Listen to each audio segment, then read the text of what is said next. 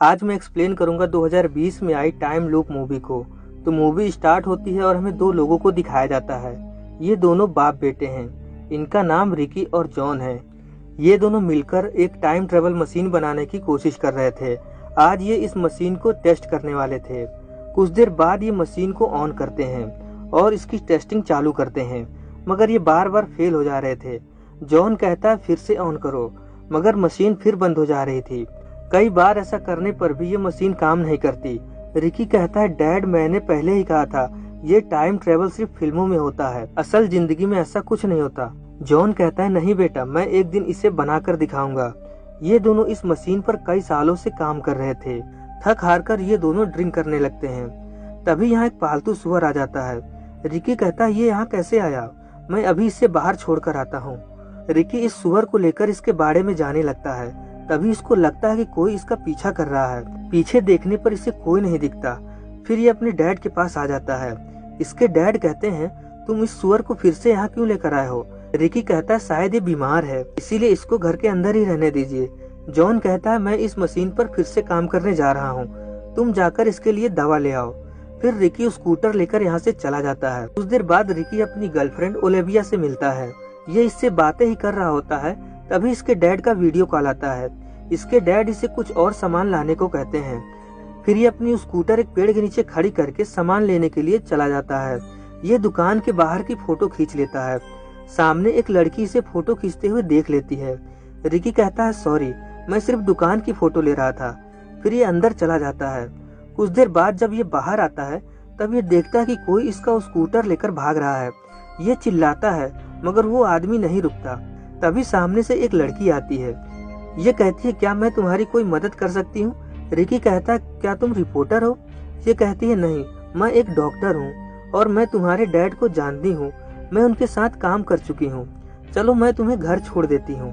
फिर रिकी इसकी गाड़ी में बैठकर अपने घर आ जाता है। जब ये घर के अंदर आता है तब ये देखता है कि इसके डैड उस मशीन के सामने खड़े होकर अपने आप से बातें कर रहे हैं। ये देखकर रिकी सोचता है कि मशीन काम न करने की वजह से इसके डैड पागल हो रहे हैं। ये अपने डैड को शांत करने की कोशिश करता है। तभी अचानक इसके डैड इसको मशीन के अंदर धक्का दे देते हैं। कुछ देर बाद रिकी को होश आता है। ये बाहर की तरफ आता है। बाहर से स्कूटर की आवाज आ रही थी। ऐसा लग रहा था जैसे स्कूटर लेकर कोई जा रहा हो। रिकी बाहर आता है। जॉन इसको देखकर चौंक जाता है। फिर जॉन कहता है बेटा तुम आराम से बैठो, मुझे तुमको कुछ बताना है। रिकी कहता है आपने मुझे कल रात को धक्का क्यों दिया। जॉन कहता है मैंने तुम्हें धक्का दिया। रिकी कहता है हाँ, उसके बाद मैं शायद बेहोश हो गया था। जॉन कहता है बेटा अब जो मैं बात बताने वाला हूँ उसे ध्यान से सुनना। बेटा तुम यहाँ टाइम ट्रेवल करके आए हो। रिकी हंसने लगता है। डैड मेरे साथ मजाक करना बंद करो। जॉन कहता है ये कोई मजाक नहीं है, ये बिल्कुल सच है। तुम एक दिन पीछे आ गए हो बेटा, इसका मतलब हमने मशीन को बना लिया है। रिकी को विश्वास नहीं हो रहा था। ये तुरंत अपने आप को फोन करता है। दूसरी तरफ रिकी फोन उठा लेता है। जॉन तुरंत इसका फोन ले लेता है। ये वही वीडियो कॉल होती है जो एक दिन पहले रिकी के पास आई थी। रिकी ये देखकर चौंक जाता है। इसे यकीन हो जाता है कि ये यहाँ पर टाइम ट्रेवल करके आया है। अब जॉन इसको बहुत आराम से समझाता है कि देखो तुम मेरे लिए फ्यूचर से आए हो, मगर तुम्हारे लिए तुम अपने पास्ट में आए हो। सोचो हम इससे कितना पैसा कमा सकते हैं, क्योंकि आज जो होगा वो तुम पहले से ही जानते हो। रिकी का दिमाग खराब होने लगता है। ये अपने डैड पर बहुत गुस्सा होता है और कहता है डैड ये आपने बहुत गलत किया। अब ये बताओ मैं अपने समय में वापस कैसे जाऊंगा। आपकी इस मशीन से मैं सिर्फ पीछे जा सकता हूँ, आगे नहीं। और मैं यहाँ पर भी नहीं रह सकता क्योंकि यहाँ पर पहले से ही एक रिकी मौजूद है। अब इसके डैड इसको पूरा टाइम लूप के बारे में समझाते हैं और बताते हैं कि देखो कल जो भी हुआ तुम्हारे हिसाब से, अगर आज भी हम बिल्कुल वैसा ही करें तो तुम यहाँ रह सकते हो और यहाँ का रिकी ऑटोमेटिक ही वहाँ चला जाएगा। उसके जाते ही हम उस मशीन को बंद कर देंगे, फिर सब ठीक हो जाएगा। रिकी कहता है अगर कुछ गड़बड़ हुई तो क्या होगा। जॉन कहता है कोई गड़बड़ नहीं होगी, बस तुम उसके सामने मत आना। रिकी कहता है ठीक है, मैं जा रहा हूँ आज वाले रिकी के पास। मैं दूर से उसके ऊपर नजर रखूंगा और देखूंगा कि वो कोई गलती न करे और सही सलामत घर आ जाए। फिर रिकी यहाँ भागकर आ जाता है और ये देखना चाहता था कि वो स्कूटर कौन ले जा रहा है, मगर इसे आने में देर हो जाती है। तभी सामने इसे आज का रिकी दिखाई देता है। ये छुप जाता है और अपने डैड को फोन करता है और यहाँ का आंखों देखा हाल बताता है।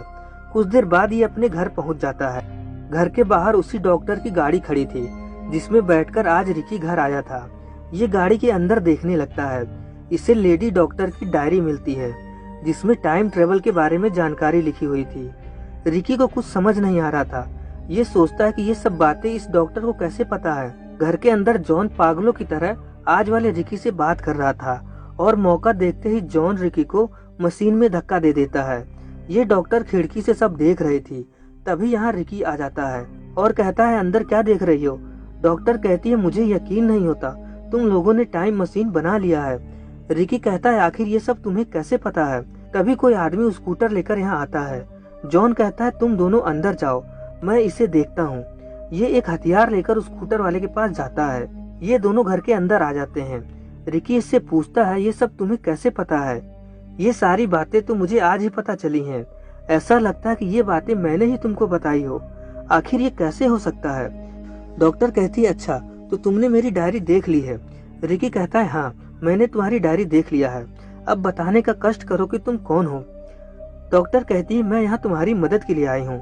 तुम्ही ने मुझे बुलाया था और वो सब बातें जो डायरी में लिखी हैं वो सब भी तुम्ही ने मुझे बताया है। रिकी कहता है ये नहीं हो सकता। तभी बाहर से इसके डैड की आवाज आती है। रिकी बाहर आता है और ये अपने डैड को ढूंढने लगता है। तभी अचानक पीछे से इसके ऊपर कोई हमला कर देता है और ये यहीं पर गिरकर बेहोश हो जाता है। कुछ देर बाद इसे होश आता है। ये देखता है कि इसके डैड को ये डॉक्टर खाई में गिरा देती है। रिकी को बहुत गुस्सा आता है। ये डॉक्टर से पूछता है तुमने ऐसा क्यों किया। इतना कहकर ये टाइम मशीन की तरफ भागता है। डॉक्टर इसे मशीन इस्तेमाल करने से मना करती है मगर रिकी नहीं मानता और ये मशीन को इस्तेमाल कर लेता है क्योंकि इसके पास कोई और रास्ता नहीं था। अब ये फिर से एक दिन पीछे आ जाता है। यहाँ से शुरू होती है असली कंफ्यूजिंग। तो आज के दिन इस टाइमलाइन में 3 रिकी हो चुके हैं। नंबर 1 स्कूटर से दवा लेने जाएगा और नंबर 2 उसके पीछे जाएगा और ये है नंबर 3। दोनों रिकी के चले जाने के बाद ये अपने डैड के सामने आता है। जॉन कहता है ये क्या बेवकूफी है, तुम यहाँ क्यों आए हो। अब से हम रिकी को नंबर के हिसाब से बुलाएंगे ताकि आपको कोई कंफ्यूजन ना हो। ये कहता है ये सब आपकी वजह से हुआ है। अगर आपने ये शुरू न किया होता तो आज यहाँ 3 रिकी न होते। जॉन कहता है लेकिन तुम यहाँ आए क्यों हो। रिकी बताता है कि आपकी जान बचाने आया हूँ। फिर रिकी अपने डैड को आज होने वाली सारी बातें बताता है और अपने कपड़े बदलकर रिकी 1 और 2 के पास जाता है ये देखने के लिए कि वो दोनों कोई गलती न करें। रिकी सबसे पहले उस डॉक्टर से उस जगह पर जाकर मिलता है और इसे अपनी पूरी टाइम मशीन की कहानी इसे बताता है। डॉक्टर इसकी सारी बातें अपनी डायरी में लिखती है। थोड़ी देर में रिकी 1 के आने का टाइम हो जाता है। रिकी 3 छुपकर देखने लगता है।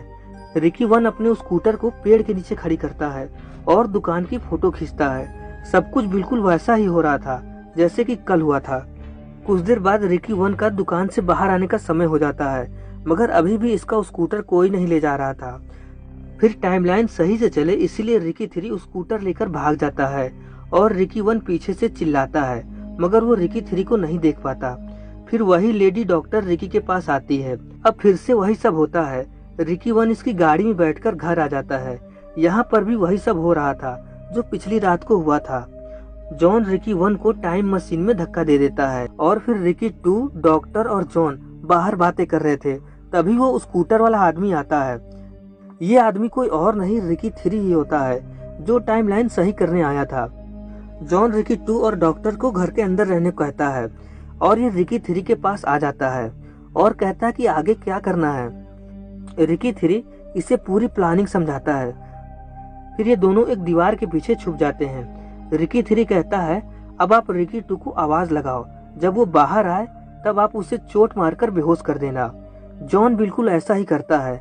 रिकी 2 जैसे ही बाहर आता है जॉन इसे चोट मारकर बेहोश कर देता है। अब ये तीनों मिलकर एक घास का पुतला बनाते हैं।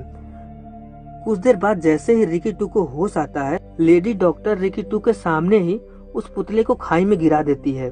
काफी अंधेरा होने के कारण रिकी 2 को सही से दिखाई नहीं देता। इसे लगता है कि डॉक्टर ने इसके डैड को खाई में गिरा दिया है। ये डॉक्टर पर बहुत गुस्सा होता है। जॉन और रिकी 3 छुपकर सब देख रहे थे और इंतजार कर रहे थे कि कब रिकी 2 टाइम मशीन की तरफ भागे। उसके जाते ही ये टाइम मशीन बंद करने वाले थे और ऐसा होता भी है। रिकी 2 टाइम मशीन की तरफ भागता है। अब ये तीनों अंदर जाकर देखते हैं, अंदर कोई नहीं था। इसका मतलब रिकी 2 यहाँ से जा चुका है। ये तीनों बहुत खुश होते हैं कि चलो आखिर ये सब खत्म हुआ। फिर ये इस मशीन को बंद करने जाते हैं ताकि कोई और रिकी यहाँ ना आ सके। ये जैसे ही इस मशीन को बंद करते हैं तभी अचानक यहाँ एक और रिकी आ जाता है। इन्हें मशीन बंद करने में देरी हो जाती है। रिकी 3 कहता है बैंड बज गई, और इसी के साथ ये मूवी खत्म हो जाती है। दोस्तों, इस मूवी में ये दिखाया गया है कि अगर आप टाइम में पीछे जाकर किसी चीज को सही करने की कोशिश करते हैं तब वहाँ आपको पता चलता है कि ये सारी गड़बड़ आपने ही की होती है। इसे मैं एक छोटी सी कहानी से समझाता हूँ। एक घर में चोरी हो जाती है। पुलिस चोर को पकड़ने के लिए टाइम में पीछे जाते हैं और वहीं पर छुपकर चोर का इंतजार करने लगते हैं। बहुत देर इंतजार करने के बाद भी कोई चोर नहीं आता। पुलिस कहते हैं कि कोई चोर आने वाला नहीं है, चलो हम ये सामान लेकर प्रेजेंट में चलते हैं। अब ये सामान लेकर टाइम मशीन से प्रेजेंट में आ जाते हैं। तब जाके इन्हें पता चलता है कि वो चोर कोई और नहीं बल्कि पुलिस ही है। ठीक इसी तरह इस मूवी में दिखाया गया है। रिकी ही हर जगह होता है। इसी ने स्कूटर चुराया था और इसी ने डॉक्टर को पूरी जानकारी डायरी में लिखवाई थी। इससे हमें ये पता चलता है कि अगर आपने टाइम ट्रेवल किया तो आप इससे कभी बाहर नहीं आ पाएंगे। आपको पता ही नहीं चलेगा कि इसकी शुरुआत कहाँ से हुई है। दोस्तों, अगर आपको ये वीडियो पसंद आई हो तो एक लाइक और एक कमेंट जरूर करें ताकि मैं इसी तरह की और वीडियो ला सकूं। ओके, मिलते हैं किसी और वीडियो के साथ।